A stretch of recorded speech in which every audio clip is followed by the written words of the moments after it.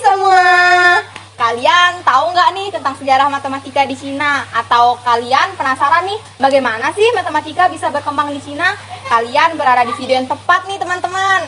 Di sini aku dan teman aku akan mengupas tuntas tentang sejarah matematika di Cina. Jadi aku tuh penasaran banget gimana sih matematika bisa masuk dan berkembang di Cina? Jadi, matematika di Cina itu berkembang secara independen atau mandiri nih Bun. Di mana munculnya itu karena letak geografis Cina dengan batas alam gunung dan lautan yang menyebabkan Cina terisolasi dari bangsa lain nih Bun. Wah, ternyata matematika masuk ke Cina itu secara mandiri ya Bun? Iya Bun. Terus gimana sih perkembangan matematika di Cina? Secara yang kita tahu, Cina itu merupakan negara yang maju banget kan? Ya, betul banget. Tapi kemajuannya itu tentunya telah melewati masa-masa perkembangan matematika Cina yang begitu panjang tentunya Bun. Wah, aku jadi semakin penasaran nih. Gimana sih selanjutnya masa-masa perkembangan matematika di Cina? Jadi, baiknya kita tonton video berikut ini aja ya Bun. Boleh. Hai teman-teman, kali ini kita akan membahas sejarah matematika di Cina nih. Sebelumnya, teman-teman pada tahu kan, Cina merupakan sebuah negara terbesar ketiga di dunia yang tepatnya terletak di Asia Timur dengan ibu kotanya di Beijing. Perlu kita ketahui nih, bahwa awal munculnya perkembangan matematika di Cina diperkirakan pada abad ke-11 sebelum Masehi. Bahkan telah dikembangkan beberapa bidang matematika yang contohnya seperti sistem bilangan real dengan cakupannya bilangan negatif, aljabar, geometri, teori bilangan, dan trigonometri. Adapun perkembangan matematika di Cina mencapai puncaknya itu pada abad ke-13 dalam bidang aljabar. Wah, hebat ya, terutama pada masa di mana Li Jingzai menemukan Tian Yuan Shu.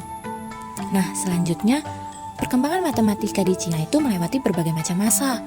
Yang pertama, awal matematika di Cina. Teman-teman tahu nggak? Pada awalnya, matematika di Cina yang digunakan ialah matematika sederhana, di mana dia menggunakan skrip tulang oracle yang perkiraannya berasal dari dinasti Shang pada tahun 1600 hingga 1050 sebelum Masehi. Orang Cina merupakan yang pertama mengembangkan bilangan negatif, geometri aljabar atau geometri Cina, dan menggunakan desimal. Sejak dinasti Shang, orang Cina telah sepenuhnya mengembangkan sistem desimal. Bahkan ditemukan karya tertua tentang geometri di Cina berasal dari kanon filosofis Mohis pada tahun 330 sebelum Masehi, disusun oleh pengikut Mozi pada tahun 470 hingga 390 sebelum Masehi. Selain itu, salah satu karya matematika tertua yang masih ada adalah I Ching, matematika Qin. Terdapat penemuan arkeologi terbaru dari slip bambu Xinhua pada tahun 305 sebelum Masehi. Gak banyak yang diketahui tentang matematika dinasti Qin karena sekitar tahun 212 sebelum Masehi, Kaisar Qin Shi Huang memerintahkan semua buku di dalam pemerintahan dinasti Qin selain daripada yang resmi diakui pemerintah harus dibakar. Bahkan terjadi pembunuhan cendekiawan secara besar-besaran. Ih, serem ya. Oh iya, proyek sipil dinasti Qin merupakan prestasi signifikan dari rekayasa manusia. Kaisar Qin Shi Huang memerintahkan banyak orang untuk membangun patung besar seukuran manusia untuk makam istana bersama dengan kuil dan tempat suci lainnya. Sudah pasti salah satu prestasi terbesar dalam sejarah manusia yaitu tembok besar Cina. Semua pasti pada tahu kan tembok besar Cina? Semua bangunan dan proyek besar dinasti Qin menggunakan rumus perhitungan lanjutan untuk volume, luas, dan proporsi. Matematika Han. Pada matematika Han, angka dikembangkan menjadi sistem desimal nilai tempat dan digunakan pada papan hitung dengan satu set batang hitung yang disebut Chuchuan, di mana terdiri dari 9 simbol dengan penggunaan spasi kosong pada papan hitung mewakili angka 0. Bilangan negatif dan pecahan juga dimasukkan ke dalam solusi teks matematika besar pada periode tersebut. Nah, terdapat teks matematika yang terkenal pada masa itu, yaitu Xuan Shushu dan Jiuzhang. Xuan Shushu memecahkan masalah aritmatika dasar seperti penjumlahan, pengurangan, perkalian, dan pembagian. Pada abad ketiga, yaitu pada masa perpecahan, Liu Hui menulis komentarnya tentang 9 bab dan Hai Dou Suanying yang berurusan dengan penggunaan teorema Pythagoras dan triangulasi 3 kali lipat, 4 kali lipat untuk survei. Beliau adalah ahli matematika Tiongkok pertama yang menghitung V sama dengan 3,1416 dengan algoritma V-nya. Beliau menemukan penggunaan prinsip Cavalieri untuk menemukan rumus yang akurat untuk volume silinder, serta mengembangkan elemen kalkulus yang sangat kecil selama abad ketiga Masehi. Pada masa ini, terjadi fraksi interpolasi nilai V. Pada abad keempat, seorang ahli matematika Zhu Chongzhi memperkenalkan Daming-Li.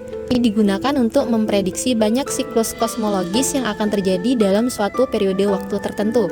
Terdapat matematika klasik Xunzi yang berisi penjelasan langkah demi langkah dari algoritma perkalian dan pembagian dengan batang penghitung. Kemudian pada abad kelima muncul Zhang Qiujiang Xuanjing yang membahas persamaan linear dan kuadrat. Selanjutnya dinasti Tang. Pada dinasti Tang, studi matematika cukup standar di sekolah-sekolah besar. 10 kanan komputasi adalah kumpulan dari 10 karya matematika Cina yang disusun oleh matematikawan dinasti Tang awal, yaitu Li Chungfeng, sebagai teks matematika resmi untuk ujian kekaisaran dalam matematika. Wang Xiaotong adalah seorang matematikawan hebat di awal dinasti Tang, dan beliau merupakan penulis dari buku Jigu Xuanjing yang merupakan kelanjutan matematika kuno, di mana solusi numerik yang persamaan kubik umum muncul untuk pertama kalinya. Selanjutnya ada matematika Song dan Yuan. Terdapat 4 ahli matematika terkemuka muncul selama dinasti Song dan dinasti Yuan, yaitu ada Yang Hui, Qin Jiushao, Li Zi atau Liye, dan Zhu Xiji. Hampir semuanya menggunakan metode Horner-Ruffini tepatnya 600 tahun sebelumnya untuk menyelesaikan beberapa jenis persamaan simultan, akar, kuadrat, kubik, dan persamaan kuartik. Tercatat bahwa Yang Hui juga orang pertama dalam sejarah yang menemukan dan membuktikan segitiga Pascal, tentunya dalam bukunya yaitu Xianji Jiuzhang Xuanfa, bersama dengan bukti binomialnya. Selain itu, Qin Jiushao adalah orang pertama yang memperkenalkan simbol 0 ke dalam matematika Cina. Salah satu kontribusi terpenting Qin Jiushao adalah metodenya dalam memecahkan persamaan numerik orde tinggi.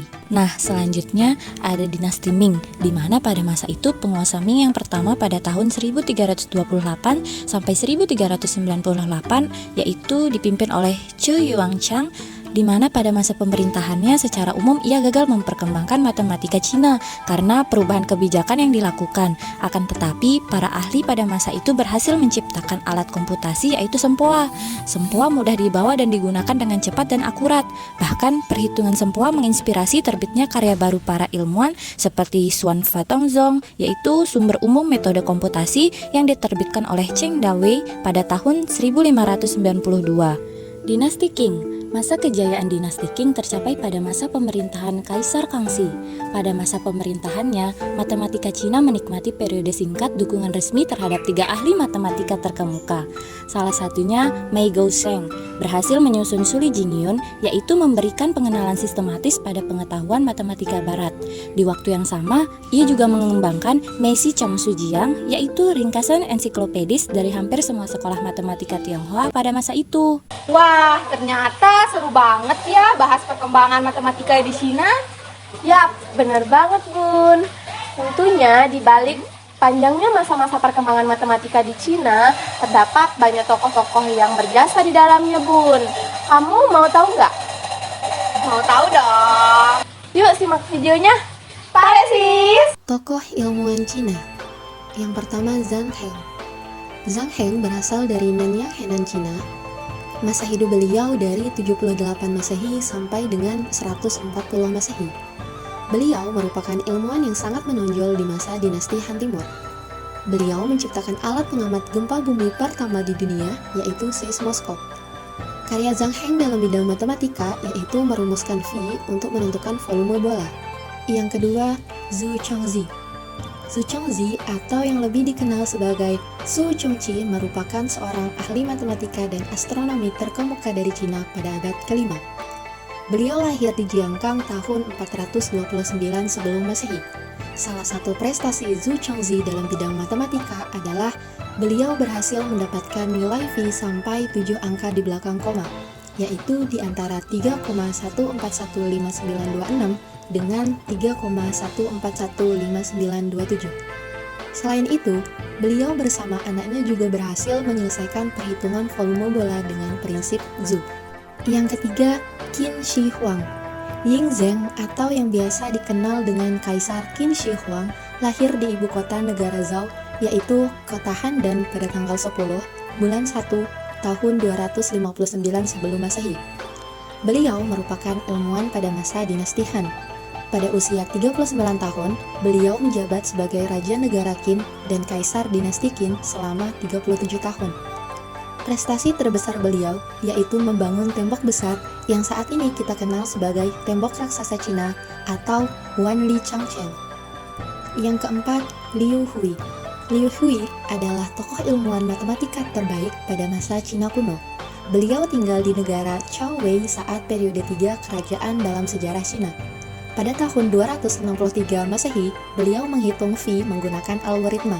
Pada tahun 263, beliau mengedit dan menerbitkan sebuah buku dengan solusi untuk masalah matematika pada buku The Nine Chapter on the Mathematical Art, atau yang biasa dikenal sebagai 9 bab pada seni matematika. Nah, gitu tuh sejarah perkembangan matematika di Cina, Bun. Wah, aku jadi tambah tahu nih tentang bagaimana sih perkembangan matematika di Cina. Makasih ya, Bun.